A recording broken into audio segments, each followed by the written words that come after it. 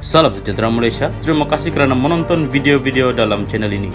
Sebelum kita mula, jangan lupa untuk tekan tombol subscribe, share, like dan komen. Let's go! Salam sejahtera dan salam perpaduan kepada seluruh rakyat Malaysia. Berita panas hari ini dipetik daripada Malaysia Kini bertajuk BN sebulat suara pertahan kerajaan perpaduan. Berita penuh, BN sebulat suara bersetuju untuk mempertahankan kerajaan perpaduan yang turut dianggotai gabungan itu, kata Setiausaha Agung BN Zamri Abdul Kadir. Dewan Tertinggi BN sebulat suara bersetuju mempertahankan kerajaan perpaduan yang turut dianggotai oleh BN. BN komited untuk bersama-sama membangunkan agenda polisi rakyat terus dilaksanakan, katanya pada kenyataan malam tadi selepas mesyuarat Dewan Tertinggi BN di Kuala Lumpur.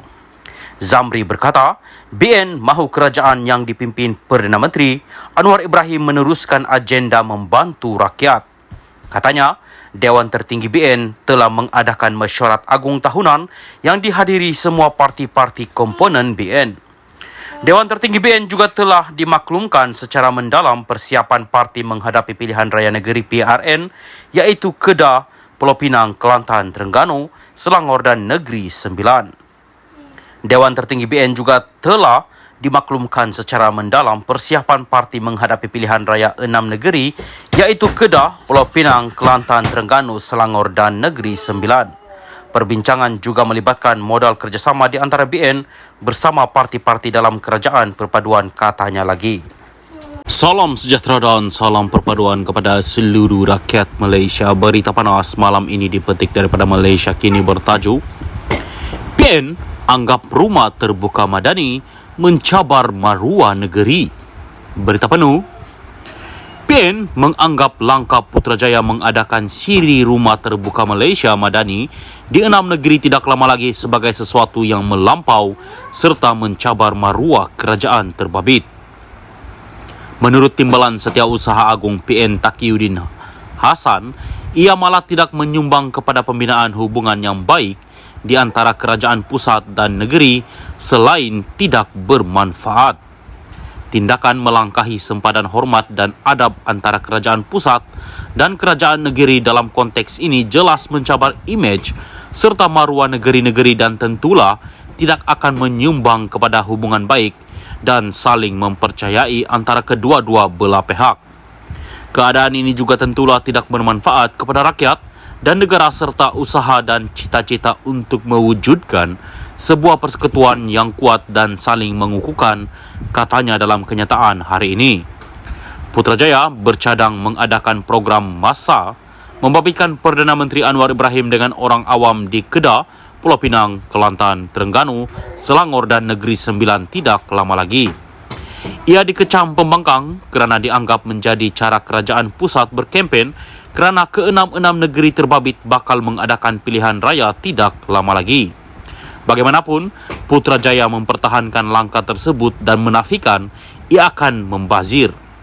Taqiyuddin yang juga Setiausaha Agung PAS berkata 6 majlis sambutan Aidilfitri itu jauh tersasar dan tercemar dari matlamat sebenar perayaan berkenaan kerana menyasarkan lokasi yang akan mengadakan pilihan raya negeri PRN.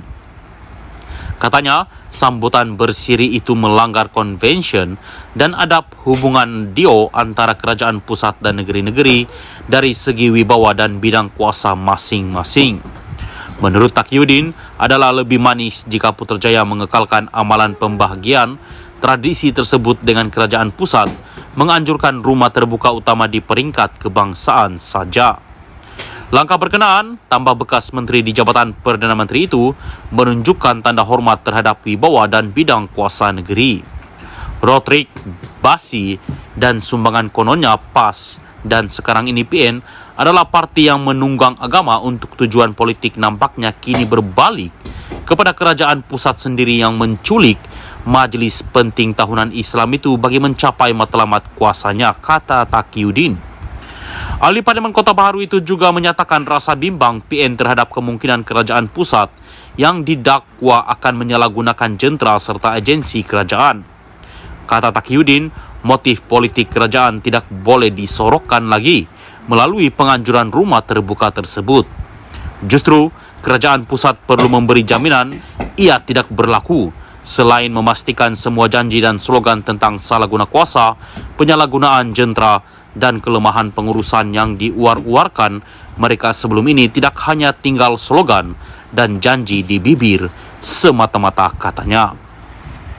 Salam sejahtera dan salam perpaduan terkini dari Mahkamah. Syafiee gagal dapat kebenaran fail tuntutan balas RM9,41 juta terhadap LHDN. Berita penuh. Mahkamah Tinggi di Kuala Lumpur pagi ini menolak kebenaran terhadap Muhammad Syafiee Abdullah untuk membuat tuntutan balas terhadap kerajaan berhubung dakwaan pembayaran tunggakan cukai pendapatan berjumlah RM9,41 juta ringgit terhadapnya. Pesuruhjaya Kehakiman Rozmawar Rozain dalam keputusannya berkata, sebarang ketidakpuasan berhubung pengiraan tunggakan cukai perlu didengar dan diputuskan di hadapan Pesuruhjaya Khas Cukai Pendapatan SCIAT. Syafiee membangkitkan dakwaan bahawa SPRM dan Jabatan Peguam Negara AGC berniat jahat malafide apabila membuat pengiraan cukai RM9,41 juta terhadap peguam veteran itu. Dalam menolak permohonan Syafiee selepas membenarkan bantahan kerajaan Malaysia melalui LHDN, Rozmawar turut memerintahkan Syafiee supaya membayar kos RM5,000. Menerusi tuntutan balas itu, Syafiee mendakwa saman tunggakan cukai itu dimulahkan terhadapnya selepas dia bertindak sebagai peguam kepada bekas Perdana Menteri Najib Razak yang berdepan banyak kes jenayah yang dikaitkan dengan 1MDB.